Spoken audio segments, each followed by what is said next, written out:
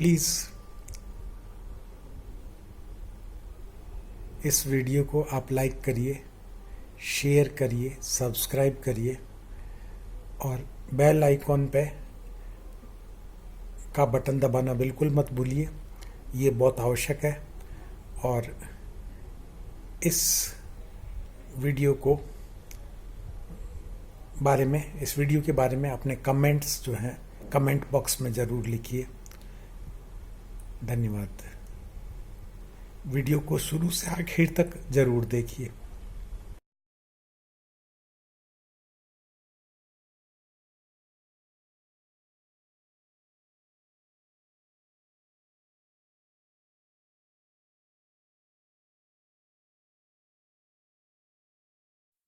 तो बहरहाल हमारे यहाँ पाकिस्तान स्टडीज में जो हिंदुस्तान का जो नक्शा पेश किया जाता है उसमें सदा हिंदू को एक गुलाम पेश कर किया गया है। अब आते हैं 90 में मैं बंबई में ये देख के गया था, 2004 में मैं दिल्ली में आया। मैं पहले भी अपनी वीडियो में बता चुका हूं कि मैं अपने दोस्तों के साथ बल्ली माड़ा में गली कासिम में गालिब के घर के पीछे एक निहारी वाले के पास बाहर टेबल लगा हुआ था। हम लोग 8-10 लोग थे, एमक्यूएम के डेलीगेशन के लोग थे, जिसमें कुछ मेंबर ऑफ असेंबलीज थे। तो जब निहारी देने वाला आया तो वो कह रहा था पाकिस्तान से आए हो? तो हमने कहा, हमारे जो कोलीग थे उसने कहा हाँ जी मैं वहां का एमएलए हूं। और इस तरह बातचीत हुई। जब निहारी की प्लेटें आई तो हमने उससे कहा, हमने कहा ये तुम्हें डर नहीं लगता, तुम हिंदुस्तान में बैठ के गाय के गोश्त की निहारी बेच रहे हो? तो बड़े अकड़ के कहता है कि किसके बाप की हिम्मत है जो यहाँ पे नजर उठा के भी हमको देखे। This was the bloody thinking of Muslim in India.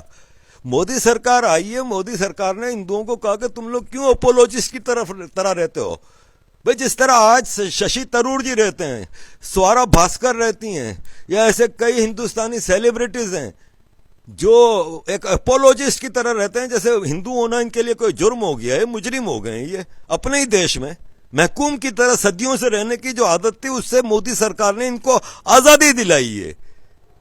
इसका मतलब ये नहीं है कि सरकारी तौर पे उसको हिंदू प्रोमोट किया जा रहा है, हिंदुइज्म को प्रोमोट किया जा रहा है। नहीं, ऐसा मुझे कहीं नजर नहीं आया। आरएसएस की एक्टिविटीज को टारगेट किया जाता है, वो है that is a pure religion thing. इनका रिलीजन है भाई।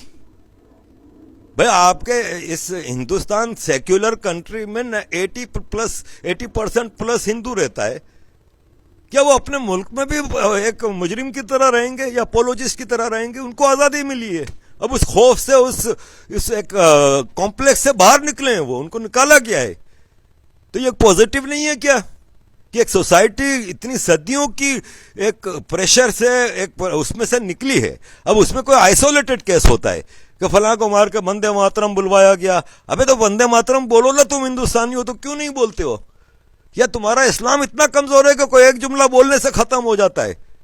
तो फिर तो तुम किसी भी धर्म के लायक नहीं हो। धर्म इतना कमजोर होता है कि आपके वंदे मातरम कह देने से खत्म हो जाता है? नहीं होता ये सब चीजें। लेकिन ये इंडिया में चीजें चलती रही हैं। Isolated case, I condemn it. कोई भी किसी को भी नहीं वो कर सकता। लेकिन अभी बिहार में मुझे पता चला कि एक औरत थी हिंदू, उसको किसी मुसलमान से ताल्लुकात के शुबे में पंचायत ने, मुस्लिम सरपंच ने उसको जबरदस्ती मुसलमान किया, उसको गाय का गोश्त खिलाया गया और वगैरह वगैरह। ये चीजें भी तो हो रही हैं ना। तो ये तो पागल लोग हैं, चाहे वो हिंदू के नाम पे करें कि मुसलमान के नाम पे करें। ऐसे लोगों को तो कोई कंट्रोल नहीं करता, कंडेम ही करते हैं। लेकिन ये आइसोलेटेड केसेस हैं। वो इसको गवर्नमेंट सरपरस्ती नहीं हासिल, या इसको अमित शाह जी या मोदी जी या बीजेपी इसको सरपरस्त नहीं कर रही कि भाई वो आप इसको हिंदू को प्रमोट करें। हिंदू तो कन्वर्ट करता ही नहीं है। कन्वर्जन तो हमारे उसमें होती है कि जगह जगह मदरसे खोले हुए हैं, मिशन जा रहे हैं। पाकिस्तान से मिशन आते हैं पूरी दुनिया में कन्वर्जन के लिए कि भाई मुसलमान हो जाओ। तो हिंदुओं में तो ये चीज है भी नहीं। मैं तो नहीं देखता इतना सोशल मीडिया का। मैं एक्टिविस्ट हूं, पिछले 12 साल से मैं 24 घंटे सोशल मीडिया पे होता हूं। मैंने तो कोई ऐसी चीज नहीं देखी जिसमें पकड़ के किसी को जबरदस्ती हिंदू किया गया हो, पहले लड़की को उठाकर रेप किया गया हो, फिर इसको हिंदू किया गया हो और फिर इसको सारा कुछ किया गया जैसे कि हमारे यहां होता है। भाई मैं एक पाकिस्तानी हूं ना, और एक क्रिटिक हूं, ह्यूमन राइट्स एक्टिविस्ट हूं। मेरा काम है नजर रखना, अपने मुल्क के मामलात के ऊपर नजर रखना कि मेरे मुल्क में हुकूक की क्या पोजीशन है। मैं वो एक्सपोज करता हूं। 10 साल फेसबुक पे एक्सपोज करता रहा, सारी फॉलोइंग पाकिस्तानी थी। उस वक्त क्यों नहीं कह रहे थे कि तुम इंडियनों को खुश कर रहे हो? 3-4 मेरे इंडियन दोस्त थे उस वक्त, हजारों की फॉलोइंग थी मेरी। आज मैं इंडियन एजेंट बन गया क्योंकि मैं इंडियनों को खुश कर रहा हूं। भाई मैं तो सच बोल रहा हूं ना। कोई मेरे आर्ग्यूमेंट्स को अगर आप झुटलाते हो तो मैं 1 मिनट नहीं लगाऊंगा गलती मानने में, लेकिन मैं तो अपने मुल्क के हालात बता रहा हूं कि हमारे मुल्क में तो ये कन्वर्जन का रेट है, ये हिसाब किताब है माइनॉरिटीज का। भाई पाकिस्तान और इंडिया 2 कंट्री बने थे हिंदू और मुस्लिम नाम पे, तो एक क्यों इस्लामिक रिपब्लिक ऑफ पाकिस्तान है और दूसरा सेक्युलर इंडिया है? इनका बड़ापन है कि इन्होंने अपनी आवाम को, सब कम्युनिटी को, सारे रिलीजन्स को, सारे जबान, एथनिसिटी, सबको इन्होंने अकोमोडेट किया, और बल्कि इक्वल नहीं ज्यादा राइट्स दिए कोटा सिस्टम के जरिए और क्या क्या जरिए। उसका नाजायज फायदा उठ रहा था। भाई हिंदू यूथ एक कॉम्प्लेक्स का शिकार होता जा रहा था। अब उसमें कोई आइसोलेटेड केस को मैं again saying, not condoling, condemning in clear words, गलत है, लेकिन ऐसा हो नहीं रहा। 1.25 अरब की आबादी के मुल्क में अगर कोई हफ्ते में एक आध वाकया हो जाता है तो सॉरी टू से 22 करोड़ के मुल्क पाकिस्तान में रोज के ऐसे कई वाकयात होते हैं, unnoticed, unregistered, unreported. So it's not a rise of Hindutva, ये एक इनकी आजादी है कि वो अपने मुल्क में अब आजादी से अपने आप को फखर से हिंदू कहते हैं। Let them do it. They are doing it in their own country. And United Nations Charter में ये है कि nobody should be discriminated based on his belief and faith. It's practiced in India. Government level पे कोई blasphemy की तलवार नहीं है जैसी पाकिस्तान में माइनॉरिटीज पे है।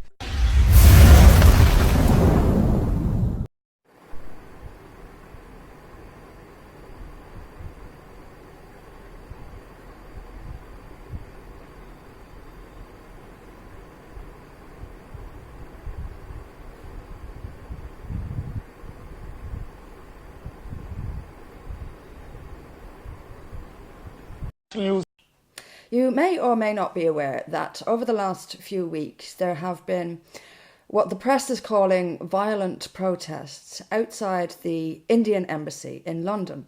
So much so that the Prime Minister of India has phoned Boris Johnson and asked him to reassure that the Indian embassy and its staff would be kept safe.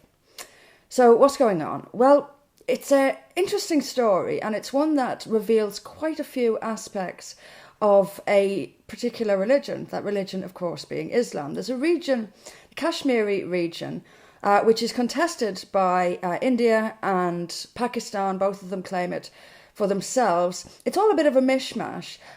It's China have some administration in there, India and Pakistan. But the region, the part of it that belongs to it, is administered by India, is the only Muslim majority region in India. And this is the first revealing part of this.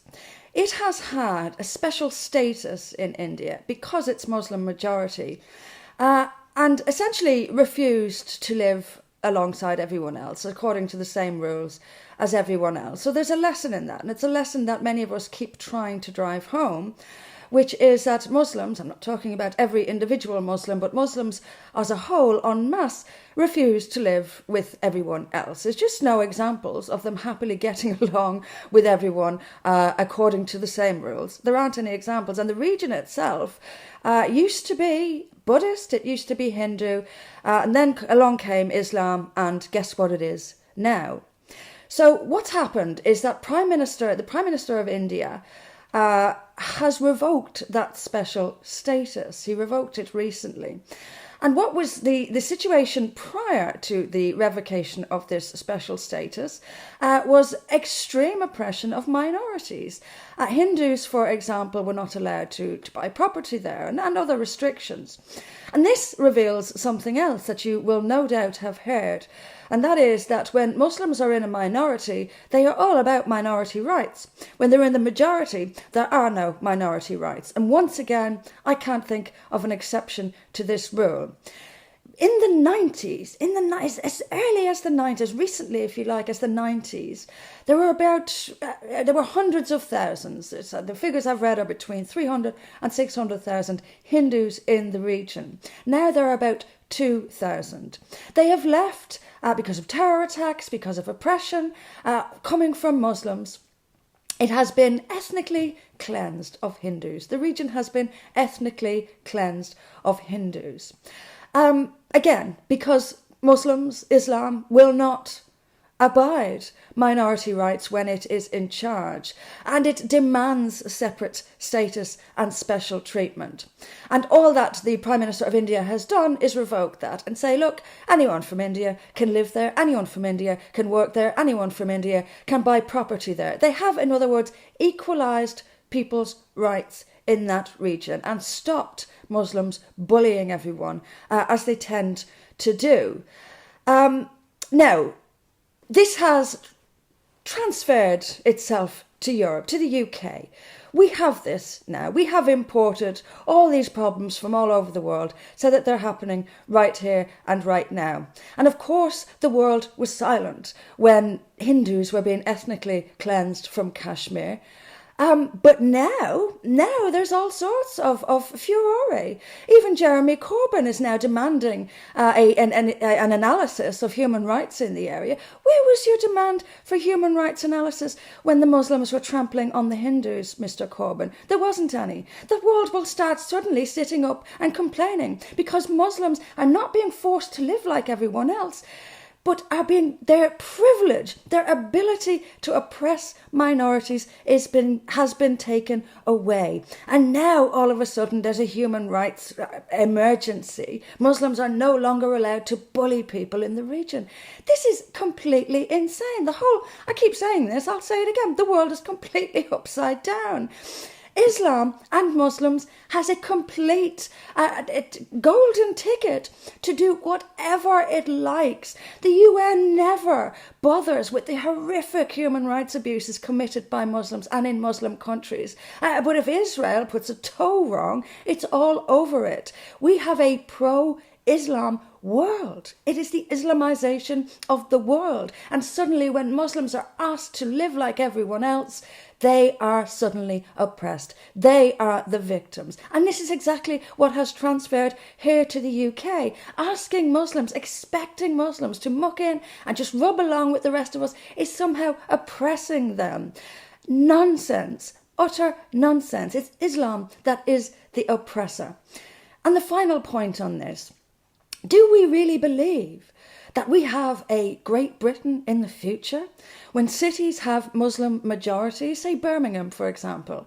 Do you think that when Birmingham becomes Muslim majority, which isn't too far away, that there won't be demands for autonomy, for special status? They will ask for self-rule. This is already being hinted at. In the wake of Brexit, there were hints that London should actually break away from the rest of the UK and live by its own rules. This will happen again and again and again. And it will happen because Islam and Muslims can't and won't live like everyone else. They won't just be a part of Britain. They will start to seek their own autonomy. They will start to seek mini-states. And we'll have a Yugoslavia type situation. It's inevitable. When you import the whole world, you import the strife that goes on in the world, you import the rows and the arguments, you import all the problems. And now those problems are here. And I guarantee you, unlike every other minority group in this country, Muslims will not, they already don't. We already know that Sharia is self-governing. Many Muslim communities are self-governing with Sharia. The demands for separate states and special autonomy are just round the corner. And that, I'm afraid, will be the end of Great Britain. But we still have time. We are still the vast, vast majority.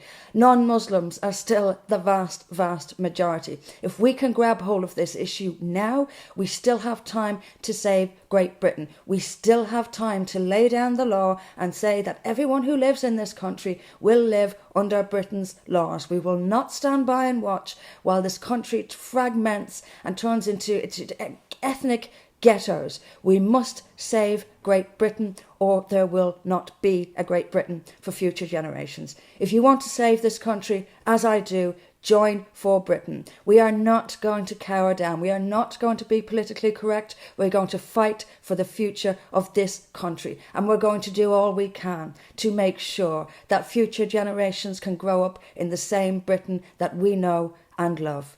Join us.